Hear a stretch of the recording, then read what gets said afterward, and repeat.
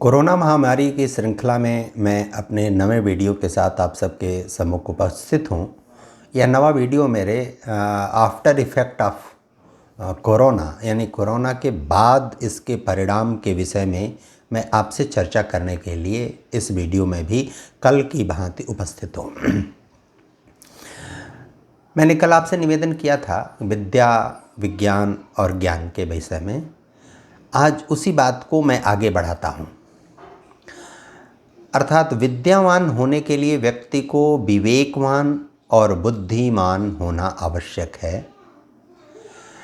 बुद्धिमान और विवेकवान होने के लिए व्यक्ति के अंदर विद्या के प्रति श्रद्धा और आस्था होना आवश्यक है। विद्या व्यक्ति के मन में सकारात्मक और निर्माणकारी कंस्ट्रक्टिव प्रश्न पैदा करने का कौतूहल मन में उत्पन्न करती है, जिसको लौकिक जगत में आप कह सकते हैं कि सुश्रुत के मन में उपस्थित हुआ, जगदीश चंद्र बसु के मन में उपस्थित हुआ, सीवी वेंकटरमण के चंद्रशेखर वेंकटरमण के मन में उपस्थित हुआ, न्यूटन के मन में उपस्थित हुआ, जेम्स वाट के मन में उपस्थित हुआ, आर्किमिडीज के मन में उपस्थित हुआ, और यह स्वाभाविक रूप से उपस्थित होता है।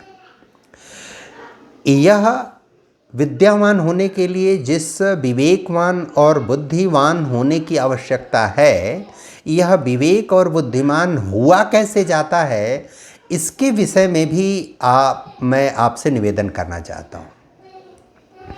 विद्यावान होने के लिए प्रकृति के प्रति, सृष्टि के प्रति, ब्रह्मांड के प्रति, पृथ्वी के प्रति, ग्रहों उपग्रहों के प्रति, ग्रहों उपग्रहों के नियंता सूर्य के प्रति आपके मन में, आपके हृदय में आस्था और विश्वास परम आवश्यक है। सृष्टि के नियंत्रणकर्ता, सृष्टि के संचालनकर्ता के प्रति आपके मन में आस्था और विश्वास आवश्यक है। सृष्टि की संरचना जिसके कारण हुई, चाहे उसका जो भी नाम ले लीजिए, उसके प्रति आस्था और विश्वास आपके मन में और आपके हृदय में, आपके दिल और दिमाग में परम आवश्यक है। सृष्टि का निर्माण, ब्रह्मांड का निर्माण, पृथ्वी का निर्माण, इसका निर्माण कितना वर्ष पुराना है, इस पर अलग अलग सिद्धांत और बातें, नियम लोगों ने प्रतिपादित किया है। लेकिन कोई भी सिद्धांत 400 करोड़ वर्ष से कम का समय इसके संबंध में नहीं बताता। जो सबसे न्यूनतम समय है वो 400 करोड़ वर्ष का है।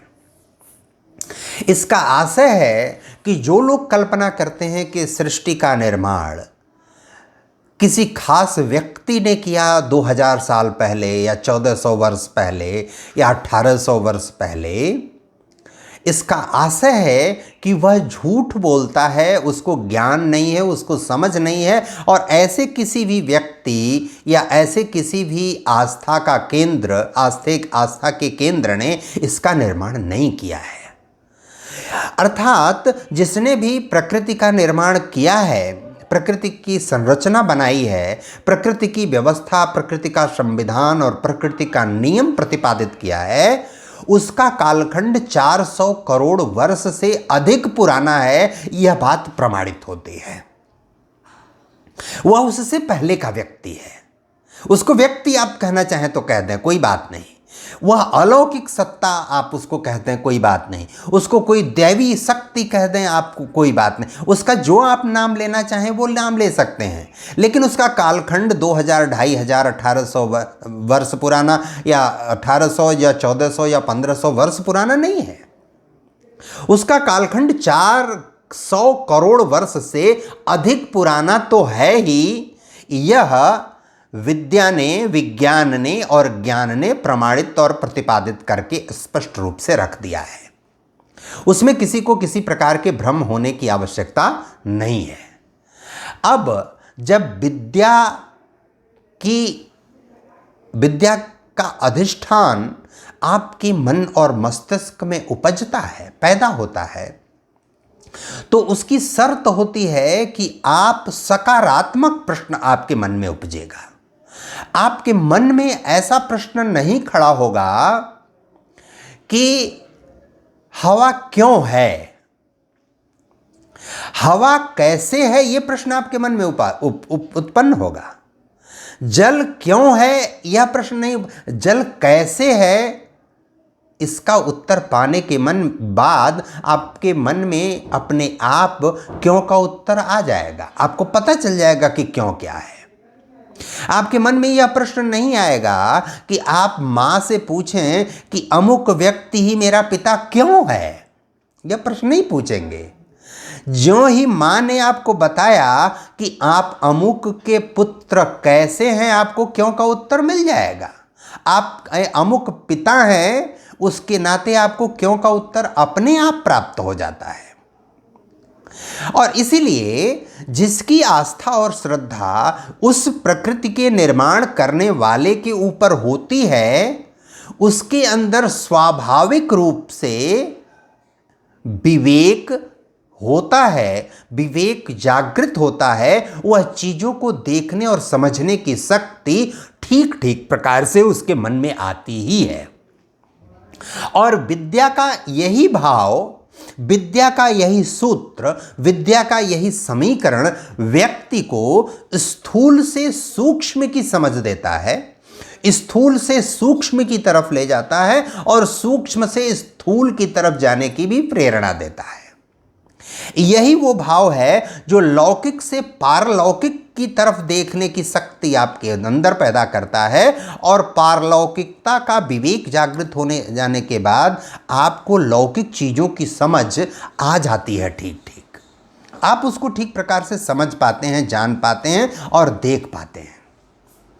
इस कारण विद्यावान होने के लिए जिस विवेक की आवश्यकता होती है, वह विवेक उसी श्रद्धा और आस्था से उत्पन्न होता है। इस बात को हमको ठीक प्रकार से समझने की आवश्यकता है। और उस आस्था, वह आस्था अगर हमारे अंदर नहीं है और हमको हमारे शब्द जाल के नाते, हमारे तिकड़म के कारण, हमारे आडंबर के कारण, हमारी लौकिक जगत में बनाई गई केवल भूमिका, योजना और षड्यंत्र के कारण यदि मुझे कोई विवेकवान, कोई बुद्धिमान, कोई विद्यावान, कोई विज्ञानवान, कोई ज्ञानवान कह देता है, तो इसका मतलब है कि वह छला हुआ व्यक्ति है अथवा वह हमारे प्रति पूर्वाग्रह से ग्रसित है, अनावश्यक हमको प्रायोजित कर रहा है, अनावश्यक हमको बता रहा है और हमको विचारक बता रहा है, हमको चिंतक बता रहा है, हमको दार्शनिक बता रहा है। दुनिया में बहुत सारे लोग ऐसे हुए हैं और उन्होंने जो विचार दिया है और उस विचार को लोगों ने स्वीकार करके विचार मान लिया, उसके आधार पर आचरण और व्यवहार किया, उसका अनुसरण किया, उसका अनुगमन किया, उनके पीछे पीछे चलने लगे। वे सभी इसी कुटिलता के कहीं ना कहीं शिकार हुए हैं। और आधे से अधिक लोग जिनको दार्शनिक और विचारक आपने माना और स्वीकार किया, उनके कारण समाज में, दुनिया में, सृष्टि में जो अव्यवस्था, जो भ्रम और जिस प्रकार के संकट खड़े हुए हैं, ऐसे ही लोगों के कारण खड़े हुए हैं। एक उदाहरण, मैं बहुत सारा उदाहरण दे सकता हूं, लेकिन एक उदाहरण आप स्पष्ट रूप से कार्ल मार्क्स का ले सकते हैं। कार्ल मार्क्स किसी भी दशा में, मैं तर्क के साथ इस बात को जब कोई चाहे सिद्ध करने को तैयार हूं, किसी भी दशा में विद्यावान नहीं थे। कार्ल मार्क्स विज्ञानवान नहीं थे, कार्ल मार्क्स ज्ञानवान नहीं थे, कार्ल मार्क्स विवेकवान नहीं थे और कार्ल मार्क्स बुद्धिमान नहीं थे। विवेक हमेशा उस आस्था के ऊपर स्थापित जो शक्ति है, उस शक्ति के द्वारा व्यक्ति में उत्पन्न की जाती है, वो जन्मजात होती है।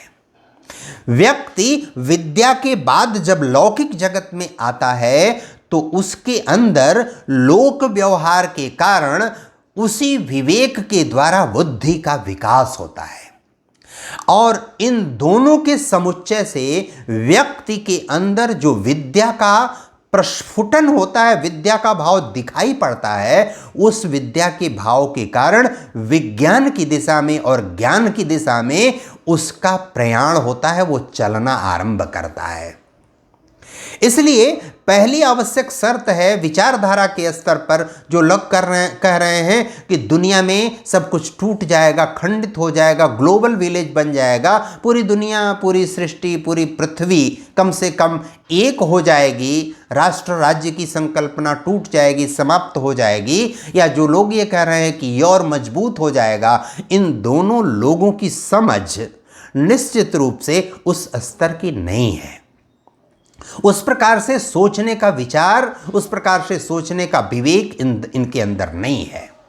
और इसलिए नहीं है क्योंकि प्रकृति विद्या के ऊपर जिस प्रकृति को स्थापित करने के लिए, प्रकृति के निर्माण के लिए, प्रकृति के संचालन के लिए, प्रकृति के संरक्षण के लिए जो शक्ति विद्यमान है, अलौकिक शक्ति, उस शक्ति में आस्था और विश्वास यदि आपके मन में, आपके हृदय में, आपके मस्तिष्क में सहज और स्वाभाविक रूप से नहीं है, तो इसका मतलब है कि आपके मन में जो प्रश्न उपजेगा और वह प्रश्न को लेकर आप जब तर्क करेंगे कि वह निश्चित रूप से डिस्ट्रक्टिव होगा, वो संहारक होगा, वो विनाशकारी होगा, वो तोड़ने वाला होगा।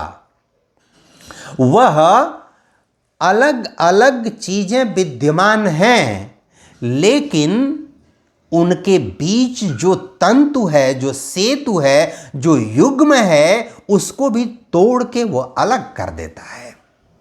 वो कैसे अलग करता है? जैसे दो भाई के बीच संघर्ष की स्थिति उत्पन्न होती है। दो भाइयों की आइडेंटिटी अलग अलग है, वो एक अलग अलग उनका अस्तित्व है। उस अस्तित्व के साथ वो प्रकृति के तत्व हैं, उनके अलग अस्तित्व के नाते उनकी अपनी अपनी विशेषताएं हैं, लेकिन उन्हीं विशेषताओं में से कुछ ऐसे सूत्र हैं जो उन दोनों को जोड़ के रखते हैं। इसलिए लौकिक जगत में, स्थूल जगत में प्रकृति के जो विभिन्न तत्व, पदार्थ इंडिविजुअल कैपेसिटी में विद्यमान है, उन सब की अपनी निजी विशेषताएं हैं। उन विशेषताओं का संरक्षण करना भी प्रकृति का दायित्व है। और प्रकृति का जो केंद्र स्थल है, प्रकृति का जो हृदय स्थल है, जो विद्या का जन्मदाता है, वह उन सबको एक साथ संचालित करता है। वह सूर्य की उस किरण जैसा है, जैसे सूर्य के फोटोस्फीयर से जो फोटॉन निकलता है, वो एक स्थान से निकलता है, फोटोस्फीयर से फोटॉन निकलता है और इस पूरी सृष्टि में रोशनी किरणों को बिखेर देता है चारों तरफ। इसका अर्थ यह नहीं कि सूर्य अपने किरणों को बांट देता है। अलग अलग उन किरणों का अस्तित्व और मूल्य होता है, उनकी अलग अलग विशेषताएं होती हैं, लेकिन सब उसी एक केंद्र बिंदु, एक स्थान से निकली हुई होती हैं। इसलिए उस केंद्र स्थल या हृदय स्थल की विशेषता को भी समझना परम आवश्यक है। और उसके नाते लौकिक जगत में जो उसके तत्व, उसके पदार्थ, उसके आयाम, उसके भिन्न भिन्न घटक विद्यमान हैं, उनकी अलग अलग विशेषताओं का और उनके आपस में संयुग्म का भी हमारे अंदर विवेक जागृत करता है, देता है। कौन? वही प्रकृति का अधिष्ठाता। और वह जो प्रकृति का अधिष्ठाता देता है, वह हमारी आस्था और श्रद्धा विद्या से रहित नहीं होती, विज्ञान से रहित नहीं होती, वह ज्ञान से रहित नहीं होती। इस बात को समझ लेना चाहिए। आस्था और विश्वास विज्ञान का सबसे बड़ा सूत्र है। विज्ञान तर्क के आधार पर, एक्सपेरिमेंट के आधार पर इसलिए कोई किसी बात के विरुद्ध तर्क नहीं करता कि हमको उसको नष्ट या खारिज करना। वो किसी चीज को संरक्षित करने के लिए, कंस्ट्रक्ट करने के लिए, किसी चीज को बनाने के लिए, किसी चीज का सृजन करने के लिए उसी विद्या और उस विद्या के अधिष्ठाता हृदय स्थल के द्वारा संचालित हुआ कार्य है। इसलिए जितने भी दुनिया के श्रेष्ठ विद्वान हुए हैं, जो डिस्ट्रक्टिव नहीं हुए हैं, डिस्ट्रक्टिव नहीं रहे हैं, वे सभी हमेशा प्रत्येक कदम पर आस्थावान रहे हैं। विश्वास उन्होंने किया किसके ऊपर? विद्या के ऊपर विद्यमान एक हृदय स्थल, जिसने सृष्टि का निर्माण, संचालन और संरक्षण किया है, कर रहा है, आगे आने वाले समय में भी करेगा। हम इस विषय पर आगे आपसे और बात करेंगे। अभी इस दूसरी कड़ी में हम इसके दार्शनिक पक्ष, यानी कोरोना के बाद का जो इसका प्रभाव है, उसके दार्शनिक पक्ष के विषय में तीसरी कड़ी में पुनः और कुछ बातों को लेकर हम आपके सम्मुख उपस्थित होंगे। अभी इतना ही निवेदन करते हुए अपनी बात पूर्ण करते हैं। बहुत बहुत धन्यवाद। नमस्कार।